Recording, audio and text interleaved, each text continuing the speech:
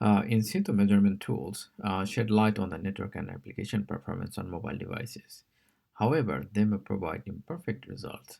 The sources of these imperfections can be the implementation of the tools and hardware optimization. The former can affect application performance by changing the nature of flow characteristics, such as introducing delay and changing the protocol headers. The latter is independent of any measurement tool, but it can affect application performance system-wide. Nevertheless, these imperfections can lead to ambiguous results because we may measure something that we have not intended to measure. Therefore, it is crucial to associate power management with traffic measurements and set up the measurement procedures accordingly. My name is Mohammad Hoque. I am a postdoctoral researcher from the University of Helsinki. In the following, I'm going to present how different system optimizations and measurement tools impact the performance of applications and measurement outcome for network and applications.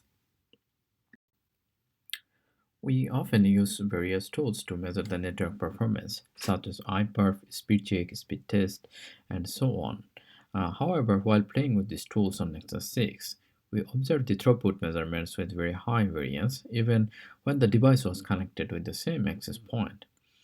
Using this device, we also experienced poor scrolling when the battery level was below 20%.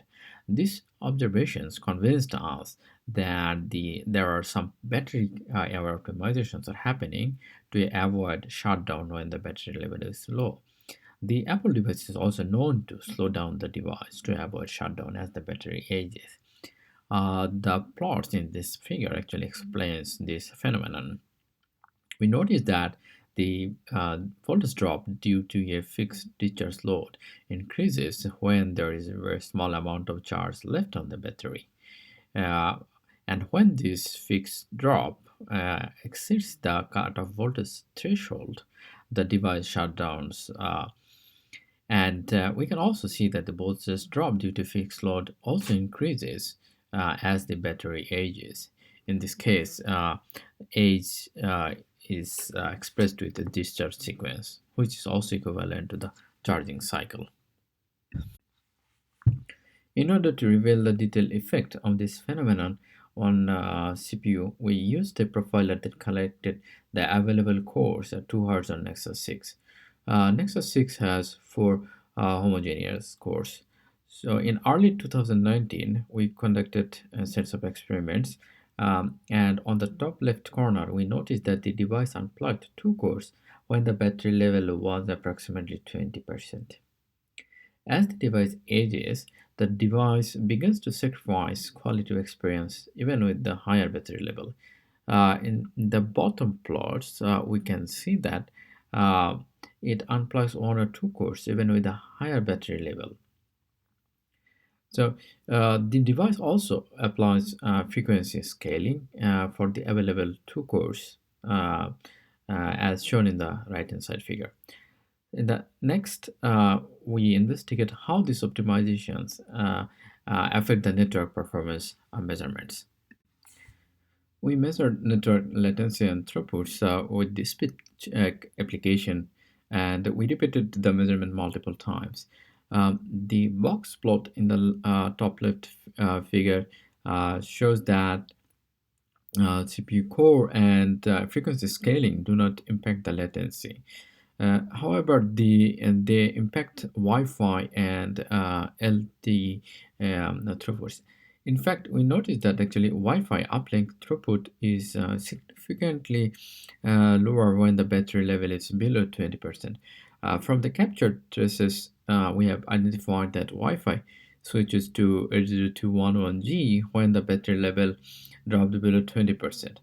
In the case of LTE, we didn't observe any changes in the number of carriers or modulation scheme as the battery level changes. We collected the LTE traces from the NetGuru signaling application on a rooted Nexus 6 device. While iPerf, SpeedCheck, and SpeedTest help to measure the network performance, there are some other on-device tools which directly captures and investigates IP packets through Android VPN service.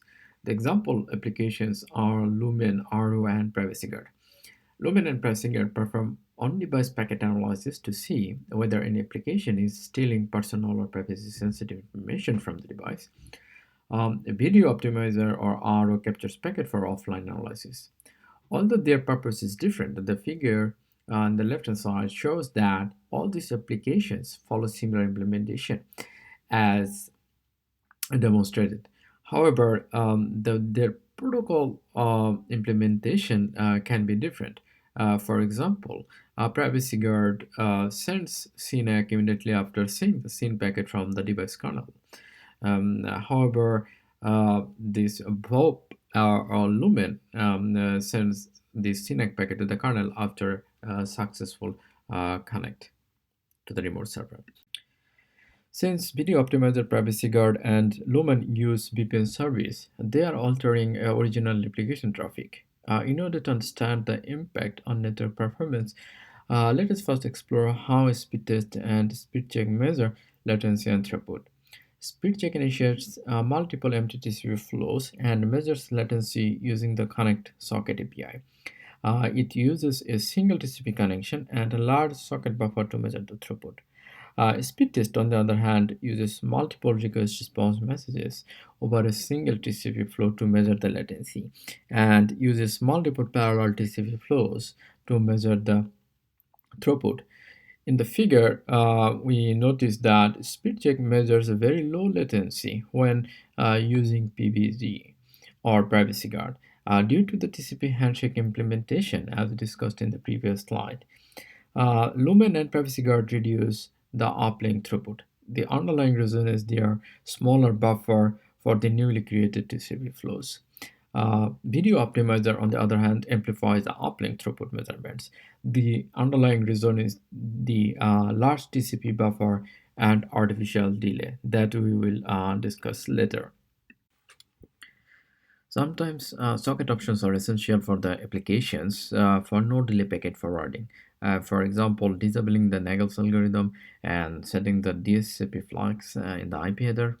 Uh, the left figures show that when the Nagel's algorithm is enabled, the inter-arrival time of the outgoing packets at the network interface varies significantly compared to the socket writing gaps at the application, which was around 20 milliseconds. Um, Disabling these algorithms, however, allows the packets to travel faster to the network interface, as shown in on the next figure. However, in the presence of Privacy Guard, Video Optimizer, and Lumen, the interval time is still higher. In other words, these analysis tools do not set the socket options as we have investigated in the traffic traces. However, the application receives the incoming data without much higher interpacket gaps, except in the presence of Privacy Guard. Privacy Guard uses a fixed sleep period to collect the incoming packets. Earlier, we discussed how the implementation of the VPN tools affect the TCP-based network and application performance measurements. We also investigated the performance of UDP-based VoIP applications, such as Skype, Imo, and WhatsApp, in the presence of these tools.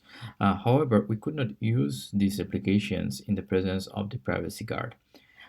This figure compares the interpacket gaps of the VoIP flows. We notice that Lumen's performance is very close to the baseline measurements, whereas Video Optimizer introduces a fixed delay of 100 milliseconds for the outgoing packets.